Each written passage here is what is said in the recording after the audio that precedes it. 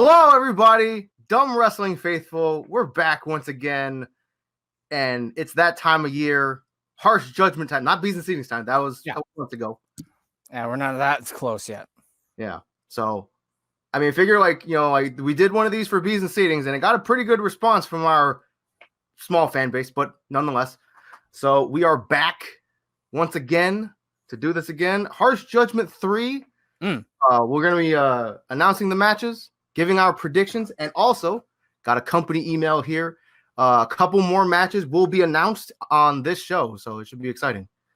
So obviously, the big ones for the marquee matches, so to speak, for this show is the annual Elimination Chamber matches for the Warfenheimer. The Warfenheimer is back in briefcase form. Yes, an actual case this time. Actual briefcase. It's not a belt anymore. We have summoned the materials, the crafting materials, to make it into a briefcase this time around. But as we've said over the past couple of weeks, we're kind of taking a different direction with the Warfenheimer Chamber this year. So, not really, some big names in it, but no former world champions. So it's basically we're all about opportunity here in Dumb Wrestling. So, I figure we'll kick it off here with the men's chamber. We got Truck, we got Rahumel, we have Cartboy, we have Graham Noble, we have Lazarus Mitchell, and we have K-Brad. I mean, some pretty big names there. Even some newer names like K-Brad, but as we've seen over the past few weeks, K-Brad, the boy, has been making a name for himself. We have Graham Noble and K-Brad representing Crimson Dojo. We have Lazarus Mitchell and Truck representing 2GW. And we have Cartboy and Rahumel representing the Genesis brand. So, it's any brand can take it and then, challenge for your world title or any match you want. Any match you want at any time, you can have it. So, anyway, we'll get to the prediction. Obviously, 6 men in this match is free for all. Who do you think is going to take it, Joe? My favorite to take the chamber for this one is our boy K-Brad. He has been making such big waves over the past couple months. Beating Delgado, right? It's that is huge. That's huge. That is huge. And he's been on a tear ever since. And it's and on top of that, K-Brad, he's got the best odds. He's entering the chamber at number 6. Yeah. The stage is set for him to take this. It's the other 5 men can and will beat the crap out of each other, and K-Brad could just come in and pick the bones. Not saying the boy's a scavenger, but hey, you do. I always say, you do what you have to win. Yeah, all's fair in love and war. And it's anything goes in that chamber. That chamber, it's got no rules. Somebody could die in that chamber. It's possible. Knock on wood. Hopefully, no, but we don't need another death. All right. So you're going with K-Brad. I hate to go against my own brand, being the ambassador of the 2GW brand. But I gotta go with Cartboy. Really? I gotta go with Cartboy on this one because, like K-Brad, Cartboy has been on a pretty significant roll as of late as well. He's not been doing too bad. He ran through Africa Bridges within seconds. He beat AJ Sterling when he was announced for the chamber. He's pinned the Genesis champion twice. And despite him being on the losing end of the stick, the match that he had with Graham Noble, this past Monday on Crimson Dojo, it was a brawl. That could be a very small preview of what's to come in that chamber. He is a very hard wall to crack. Like I said, it's 6 men. It's anything goes. Anything can happen. So that's our picks for the men's chamber. You're going with the boy K-Brad. I'm going with Cartboy. Anything can happen. It's a chamber. So then we move on to the other side of the coin, the women's Warfenheimer chamber. Okay. We have a lot of newcomers here. We have Sayako Ishihara versus Helen Walker versus Talia Rage versus Kira Jensen versus Alicia Valencia versus Zoe Sky. No. Some hard hitters in that match. Yeah. Okay, we'll go straight into the picks. Who you got? Out of those 6, my favorite one would be Sayako, but she is in a rather difficult predicament. Entering number 2. But I mean, it's a tall mountain to climb, but we've seen it happen before. You know, like when the odds are stacked against. I mean, I feel like the best thing about like our competitors on the men's or women's brand, I feel like whenever somebody's back is up against the wall, that's when they put on the best performance. See, usually I like going against your pick, but in this case, I feel like I can't. Because I feel like going against your pick would be picking Zoe, and I refuse. I refuse to do that. So you know what? I'll go like one step up. I will go somewhat against your pick. I'm going to pick Alicia. Really? I'm going to go with Alicia Valencia on this one. The lesser Valencia. I mean, because this could quite possibly be her stage. This could be, like we said, the stage is set. This could be Alicia's grandest chance to step out of the massive shadow that her sisters have caused. And I think Alicia's going to walk away with that briefcase. I mean, you're not wrong. And she's entering number 5, so it's a late number. And also, you know, at last year's Women's Chamber, the number 5 entrant won. That being Whoopi Goldberg. Again, wherever you are. Probably in a dark hole somewhere. And I'm not saying that. Never mind. Shout out to Whoopi Goldberg. Sorry we fired you, but you were kind of a nuisance. But I mean, this is exciting. I mean, like I feel like the Warfenheimer Chamber matches. It's like they're right up there with our Rumble. They're like some of the most exciting things. I mean, a little bit of nostalgia here, going back to last year's Women's Chamber and all the stuff that happened in there. I like, you know, Whoopi Goldberg with the surprise win, Reina jumping off the chamber, off the pod, and like all the other stuff. I mean, like, and I'll say this, like in the situation for all 6 of these girls, they're all fairly new, and it's like this is really their shot to really capture the awe of the audience and like really show that's like, okay, they're here to play. Because like again, going back to last year's Chamber, you know, it was like, you know, even though Whoopi Goldberg won the match, it was Reina was the one everybody was talking about.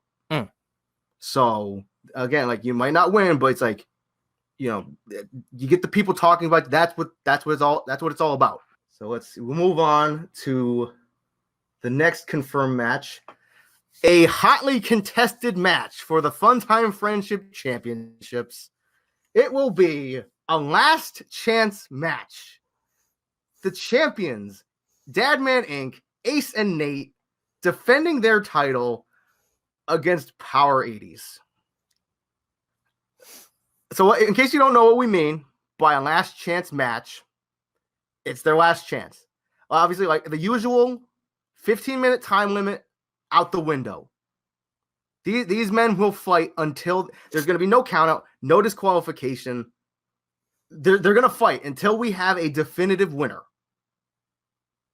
However, if Power 80s cannot get the job done, like they have so many times in the past, they will no longer be allowed to challenge for those Funtime Friendship titles as long as Ace and Nate are the champions. I mean, I guess that's fair. I mean, but they're going to win it, so it doesn't matter. They couldn't get the job done. They couldn't go on the grandest stage. If they had like 5 more minutes, they would have totally had it. But they didn't have 5 more minutes. This time they do. They got all the minutes in the world. This match could go a full hour. It could. So the question, I mean, again, nostalgia trip here. Remember the last time Power 80s had their back against the wall? Their jobs were on the line against the great tag team of Thomas the Tank Engine and Mappy Land, who are not with us anymore. Unfortunately. Instead, we have Gay Tom Selleck and Man and Laundry Man. But I mean, like it's this again. I'm probably gonna say this for this every match. The stage is set. This is going to be an epic collision between, I'll say it, probably easily one of the best tag teams we have, and Power 80s. Okay, easily one of the best tag teams. Dads do not have something as spectacular as the 80s Stampede. They have 4 world titles between them. That's singles competition titles. That don't mean shit in the tag division. Yo, this is why we need. Yo, what's like a fatherly equivalent of the 80s Stampede? Sure. I'll have to pitch that name to them for their tag finisher. So, Power 80s, Ace and Nate, Fun Time Friendship titles on the line. No holds barred, no time limit. These boys can fight. And again, with a nostalgia trip, 2 years ago at the first ever Harsh Judgment, we kicked off with a Fun Time Friendship title match between Vegan Marvel and Eric and Jeff. That match went nearly 40 minutes. It could happen again. It could. But hopefully it doesn't, because we have a lot to go on this card. As with all the super shows, it's going to be a big one. It's going to be a doozy. We've had this is our 13th super show, and I don't think any super show has disappointed yet.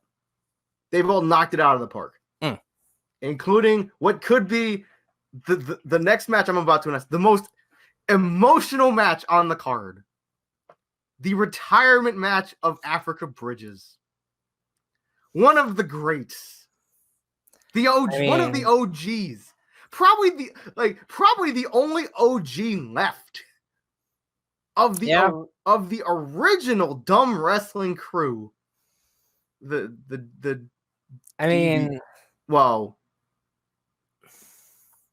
how long have Viper and AJ been there? I mean, not counting Viper and AJ, because I mean, like some guys have been there from the first Rumble, like Viper, AJ, Marvel, and that. But it's like going way back. Like we're talking like old man Street Fighter wrestling. It's like old man Street Fighter. Like he's no longer here with us. He's not dead. I think. I hope. Probably. Like Opal Thighs no longer with us. He got fired. So Aaron's mom not wrestling anymore. She's still alive. I mean, yeah. So Africa Bridges, former NBA champion, ref hugger, Mr. Plower. Africa Bridges is hanging him up. So he will be challenging the Polish guy for that minimum wage championship. And for the first time ever, us trying to give a wrestler a good send-off. Because everybody else has either been fired without warning or thrown off a truck. Yeah. Sorry, Froggy. Are we though? I mean, I'm sure Nate is not. Yeah. I know I'm not. I mean, okay, so we'll go right into the predictions. Polish guy versus Africa Bridges. Who you got? Polish guy. It's almost insulting how fast you answer. You mean you don't want a happy ending? Yo, Polish guy does work. He is a former champion. He is. He does.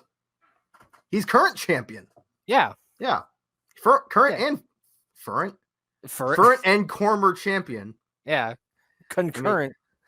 I mean, Africa Bridges, as much as he is a legend, quote unquote, he's big helmet. He's washed up. He washed helmet. Because Mr. Plow. Washed Plow. Mr. Washed. Mr. Wash? That was a movie with Snoop Dogg. Oh, really? Yeah, it was like a movie with Snoop Dogg and Dr. Dre, where Dr. Dre got diarrhea after eating a burrito from a food truck. Anyway, we don't have Dr. Dre or Snoop Dogg in Harsh Judgment 3. Nope. I mean, I gotta go with the classic on this one. Africa Bridges, man, getting the happy ending. Not a hand job. I had to go there. I mean, we're trying to give a wrestler a good send off. Yo, the stage is set. Africa Bridges. Black drops. Sorry, Africa Bridges. He's gonna win that title. Yo, he's gonna retire, and he's gonna win that title, and then it's gonna be immediately stripped from him because he's retiring. He's gonna get to minimum waging. It's like, what is the point of giving him a belt if he's only gonna give it back? Because the feel good moment, the emotion. This isn't Gorillas. We don't have Feel Good Inc. Anyway, move on to the next match, the Genesis Heavyweight Title. And this is a rematch. This is a Bees and Seedings rematch right here. The champion Urena versus Blitzkrieg for the title. I mean, this is. I mean, I guess there's not really much to say about it. I mean, these two men collided at Bees and Seedings 3, with Urena obviously retaining the title. And then Blitzkrieg basically running through Rahumel and Troy Rucker to reclaim that number one contendership. So I guess we'll just get right into it. Predictions. Who you got? My money's on Urena. Okay. Because this man has gone through hell and back multiple times over, and he survived the worst assault I've ever seen a man go through from a bigger man than Blitzkrieg. Hell yeah. I mean, I'm not disputing that at all. It's I don't think I've gone back and watched that beating because it's just that bad. It's hard to watch. Yeah. I mean, you're right. You're absolutely right. Urena, he can overcome odds that few others can, but I mean, I don't know. It's I gotta go with Blitzkrieg on this one. I don't know if he can do it again. You think his luck is running out? I mean, it's possible. I mean, because you go back, you watch that Bees and Seedings match, and Urena, he escaped with that title. And to see Blitzkrieg run through Rahumel and Troy Rucker like that, this crazy monster is determined to get that title at any means necessary.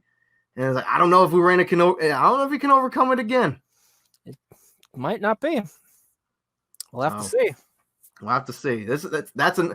I mean, I'm sure people are oh, the Genesis title doesn't mean much because it's on the development show, but it's but watch the show and you see what Urena is doing with that title. Urena is making that title mean something. So most stuff. I mean, I like Urena. He's turned over a new leaf. He's got a new lease on life. He's doing great things, but I don't know if he can overcome a monster twice. The last match that we have that we know of before I open this company email and read what else we got is a pretty big one. The Vendetta World Title. Reina Valencia, the champion. Athena Vice, the challenger. Athena being the inaugural Women's Royal Rumble winner. Not too much to say about this one. I mean, I've gotten word that Reina will be at Harsh Judgment. Her arm is healed, and she's ready to go. I mean, we'll just get right into it. Predictions. What you got? This one's hard to call. It's Reina is an amazing champion. Yep. She's been doing outstanding work. Her match with Jules, that was just mind games, was nothing I had ever seen before. That was absolutely amazing. Overcoming the Red Queen at Bees and Seedings, which is no small feat in itself. Right. And then there's Athena, who has kind of come up on her own, and she kind of has no morals. She just does what she wants. Not real. It's like we, I'm not. It's this is gonna be weird, but it's we call Jules the bitch because she is. And it's I feel like Athena is also a bitch, but it's a different type of bitch. She's the brat. Yeah, there you go. Yeah. Also, apparently, I'm looking at this company email. Apparently, there's a couple stipulations being added here. It's going to be no holds barred, which adds more fuel to the fire. But with it being no holds barred, apparently no outside interference is being permitted. Really tough to call, but I think I would put my pick on Reina. Okay. Just because in the ability to perform by themselves, Reina is better. Oh, hands down. Hands down. And like you got to believe that Reina, after getting her arm nearly broken by Athena a few weeks back, and like what we thought, like if I remember correctly, it was supposed to be a 1-on-1 between Reina and I think either Blade or Rush, and then it ended up being a 3-on-1. And that's when Athena locked in that arm bar, which injured Reina's arm. So you got to believe that Reina's out for payback here. Yeah. So hopefully, if that injury doesn't come into play, then Reina could take it. But it would also play into Athena's favor. Right. She will do anything she can to win. So see, that's why I got to go with Athena on this one, especially with, like, now that the no holds barred stipulation is in effect. It's like Athena's going to go after that arm. She's going to go after it early and often. And as resilient as Reina is, like we've gotten word that arm is healed. I don't think that arm is 100%. Got an email from the higher ups, basically being Azalea, because she's in charge of the company right now, with our dear esteemed commissioner being out of commission. So let's see. Oh, this is interesting here. We got some big ones here. So the first one on the list is the Vendetta Hardcore Championship. Ooh, okay. With Alicia Salento defending against Lucy Rush. Ooh. And again, no outside interference allowed. So that bans Reina, Athena, and Lexi Blade. This is interesting. It's we'll jump right into it. We'll jump right into the predictions. Like, who do you have? Let's see. I mean, this one's kind of hard to call, I think. Yeah, because we haven't seen a whole lot of Lucy yet. Right. She came in. We've seen her a couple times, and most of those were with somebody else. Right. I think with it being like no outside interference being allowed, I think this is the first time we're going to see her actually out there on her own. Yeah, this one's tough to call. I feel like because of the unknown factor, she probably could take it, because I don't think Alicia has much knowledge or experience against her anyway. No, I think the only time they've ever fought each other was obviously a tag match where Alicia teamed up with Kira Jensen against Blade and Rush. And even then, I don't think they interacted in the ring all that much. Yeah. Because there's going to be a lot of no information going in there. I mean, I'll go the other side of the coin. I'll go with Alicia on this one, because obviously Alicia is experienced. She's got the ring experience. She's a decorated competitor, as with Reina, May, Azalea, and the like.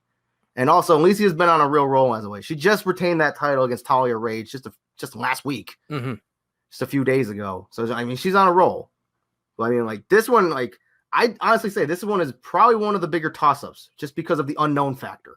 It's like it being no holds barred is one thing, but it's if you don't have much matchup knowledge, you don't know what to go in with. Yeah, you kind of just have to wait it out and learn, or just go in there and hope for the best. Right. And as we've seen, Lucy Rush is a very, new wrestler on the roster, but it's from what we've seen, she's got some power behind her. She's easily the biggest and the strongest of her 3-woman group. So this should be pretty interesting. This is another interesting one. I'm actually kind of surprised that Azalea made this match, but the Vendetta Tag Team Championships will be on the line. With Team Royal Pink, that being Azalea and May, defending against the number 1 contenders, Kawaii 5-0. Yuna and Yumi Song. I'm actually I'm surprised that Azalea made the match for herself, given the stressful situation that she's in, running the company, seeing her grandfather get injured by somebody who shall not be named. Yep. Jackass. Yep. And her mother being suspended. So that's could wear on the psyche a bit, but she's standing firm and running the company and doing a pretty good job so far. So we have Azalea and May. I'll say it, probably the best tag team we have, men or women. Yeah. defending against Kauai 5-0. So jump right in. Like, there's not much to say here as far as history goes. So as far as I know, all 4 of these women get along. So Yeah. there's no bad blood here. It's just the champions defending against the rightful challengers. So, all right, predictions. Who you got? I mean, I'm actually thinking about this here. Yeah, I have to think about this one too. Given both of their records, I'm gonna have to go with May and Azalea, just because they are not only more successful, they're one of the most successful tag teams we've ever had, if not the most successful tag team we've ever had. Let's see. Just to be different, this is tough because in a lot of parts I will agree with you because May and Azalea are the best tag team we have, but looking at the momentum that Kauai 5-0, not necessarily as a team, but GM, Yuna Song, and Yumi, they have just been on a real roll as of late. I mean, Yuna has stepped up her game tremendously, winning the women's RNG title against Ikumi of all people, and then defending that title, successfully retaining the title. Obviously, the RNG title is hands down the most difficult title to retain. And then on top of that, during the first ever evaluation week, Yuna really stepped up and she fought Jules and she won. Right. So, and I mean, obviously, and that's Yuna. You take Yumi, who is the tougher and the more scrappy of the two twins. I mean, they're a good team, but obviously, May and Azalea, I feel I'll say this: Kauai 5-0 is a good team. Right. May and Azalea is a great team. So this is going to be interesting. I'll actually go on record saying this, and I hate to say it because I hate that finish. I have a feeling this is going to end in a draw because obviously the 15-minute time limit is in effect for this one. So this is going to be interesting. This is going to be very interesting, I think. Dare I say it, I think this could be the sleeper hit of the entire show. Oh yeah, absolutely. But I'm looking at this email. Oh man. Okay. This is a big one here. I'm excited for this one. The Crimson Dojo Way of the Warrior Championship. Your favorite championship will be on the line. Excellent.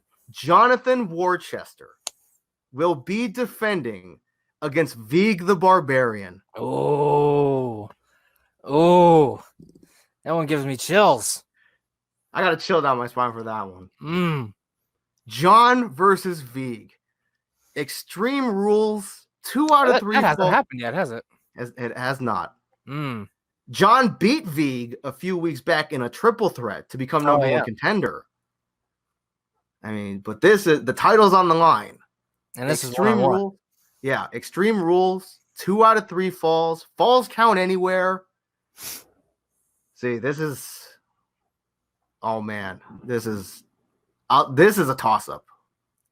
This is a toss up right here. And it's it. Oh. Well, I mean, I don't want to say I doubt John because I don't. Jonathan Worcester has been on an absolute roll as of late since season 3 started. He's basically been the main event. He's been the main event level guy since season 3 started, pretty much. Not taking anything away from guys like Delgado or Marble. Right. But John winning that title from Raccoon, the great, powerful Raccoon, 2 out of 3. He beat him 2 falls within 10 minutes. Yeah. It's that's an accomplishment right there. That is something else. But all right. So we'll get right into predictions. As hard as I think this one's gonna be tough. Who do you got for this one? I would say. See, the thing is, there's a lot of strategy involved in this match There is. because John has to make sure he doesn't make Vig bleed. I was just about to bring that into If play he there. does, it's going to make shit 10 times harder for him. Because it is Extreme Rules. There is a very good chance this could be a bloodbath.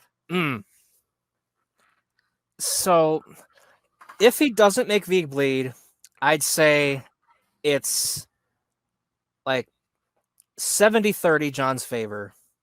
But if he does, I would reverse those numbers. Make it 30-70.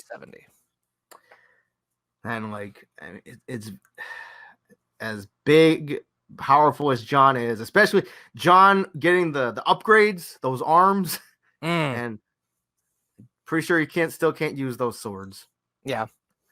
I mean, it's the great battle of natural strength versus cybernetic enhancements. Pretty much, because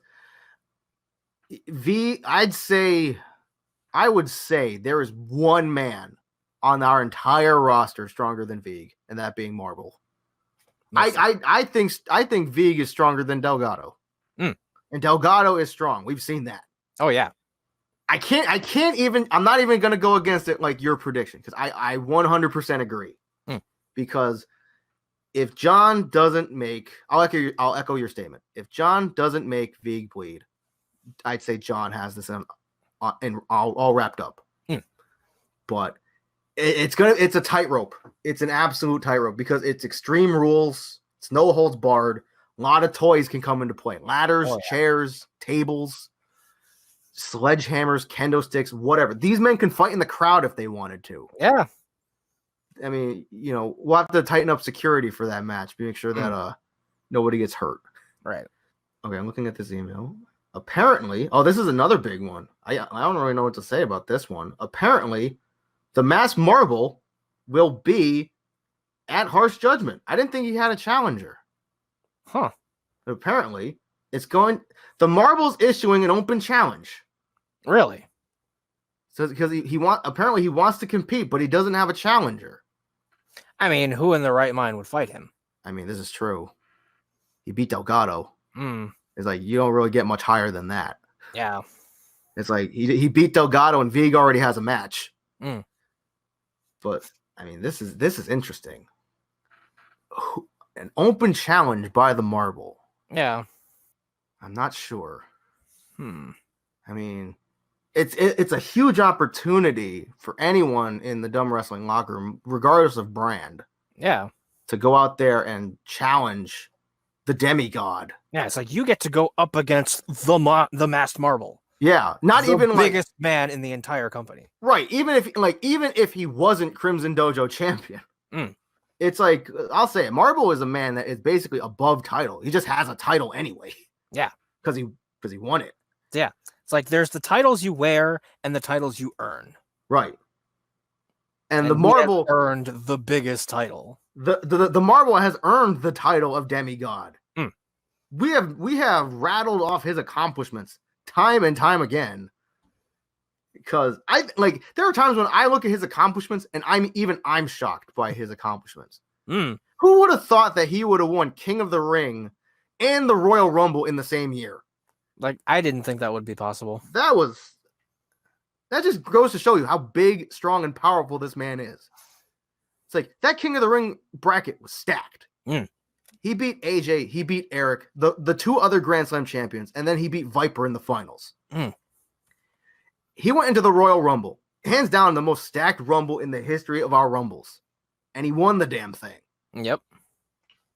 It's his accomplishments. It's like they speak for themselves. Yeah, that's it. So regardless, I'll just say this: whoever it is, you need to go in there prepared. Oh, absolutely. You need to do your homework. Because if you don't, you'll get rolled on. You'll get a headbutt and you'll be out. Yep. It'll be Christmas. It hasn't even been Easter yet. It's Christmas. It's not even Valentine's Day. It's Christmas. Yep. But I mean, 2 elimination chambers, Fun Time Friendship Championship last chance match, minimum wage retirement championship match, whatever. The Genesis title, championship match, whatever. you know. I mean, it could be good. I mean, the Vendetta World title, the Vendetta Hardcore title, the Vendetta Tag Team Championship, the Crimson Dojo Warrior Championship, and then an open challenge by the Marble. That is a stacked show, everybody. That is huge. That's huge. That is Bees and Seedings caliber. And we're past Bees and Seedings. Yeah, it's the first Super Show of the new year. Yeah, it's the first Super Show of season 3. Yeah. And tell you one thing, we cannot wait to bring it to you. We'll be well, not necessarily. We won't be at ringside, but we'll be up in our commentator box. Yeah, and we'll be far away from ringside, but we'll be able to see it, which would be good for us. You guys, we'll have our foreign announced team of Guapo, Paco, and Greg, or whatever their names are. Yeah, something like that. But I mean, it'll be exciting. It's coming up in just a few days, everybody. Harsh Judgment 3. I mean, we'll see you there. It should be good. Wait, hold on. Okay. What's going on? We have a letter. We got mail? We have a letter from Schluff addressed to us. Oh, man. Okay. All right. Hold on. Holy crap. Hold on, everybody. We got mail. And breaking news here. A letter from the commissioner. Oh, okay. All right. So, when I took the position as commissioner of Dumb Wrestling 2 years ago, I did it for the sake of capturing or captaining the shit. I can't read today. Okay. Captaining this ship. I'm on the edge of my seat. Through rough and uncertain waters. I feel as if I've done this job without wavering at the slightest hint of trouble. I also feel that I have done this job fairly, without bias. I do things solely as to provide our faithful fan base with quality entertainment, so they shall return to view the next show we provide. However, this time is different. The situation at hand has clouded my sense of fairness. I write this monologue to you, our lead commentary team of Al and Joe. That's us. That's us. Thank you, sir. To announce that the Dumb Wrestling faithful, whilst recovering in a hospital bed due to a heinous assault by an individual that I believe I was very fair to in the past, the current 2GW World Champion, Mr. Eric James, a man we all know very well. Hold on. A man as arrogant as the sun is bright, Mr. James took it upon himself to put me in this current health crisis. For what reason? Merely because I signed you into a match on our grandest stage? You should thank me for that, Mr. James. You should thank me. It was not my fault that you walked onto that stage, into the ring and failed. It was not my fault that you were embarrassed in front of thousands of people in that stadium, let alone the people watching around the globe. However, what I am about to announce will be my fault. Hold on. Mr. Eric James, as Commissioner of Dumb Wrestling, I am ordering you to appear at Harsh Judgment 3, and I am ordering you to defend your 2GW World Heavyweight title at the event. In what could possibly be billed as the biggest match in the history of our company, you, Eric James, will put your title on the line against the current reigning 2GW Intercontinental Champion, Viper Nakajima. Hold on, everybody. There's one other line. I suppose I should be fair and wish you the best of luck, Mr. James. I do believe you will genuinely need it. Holy shit, he went there. The commissioner not pulling any punches here. Oh my goodness. Okay, so I guess we have one more match on the card thanks to the commish. And that is the 2GW World Heavyweight title. I was wondering what would happen with that title. Wait, the 2GW World title will be on the line. Eric James, genuine Eric James, defending that title against Viper. Viper, the 2GW Intercontinental Champion. Two champions collide in the biggest way possible. A match that we have not seen since Sunset Inferno last June. Yeah. like I don't think Viper and Eric have crossed paths at all. Like even in a tag match since then. I don't think they've wanted to. I mean, this is big, ladies and gentlemen. This is huge. Schmuff is right. This is the biggest rematch that I mean we've seen the rematch between Marble and Delgado. I was wondering when this rematch would happen. It's like as soon as Viper was drafted to the 2GW brand at the roster raffle, I'm like, I got excited because I'm like, that means this match, the inevitable rematch between Viper and the Genuine One, I knew it would happen, and it's gonna happen. Yeah. Oh boy. Whew.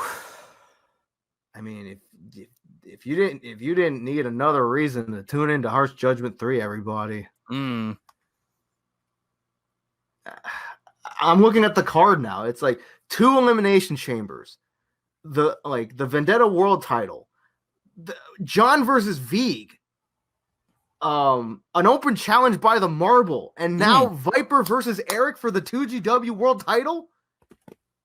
This is massive. This is massive. This is gargantuan.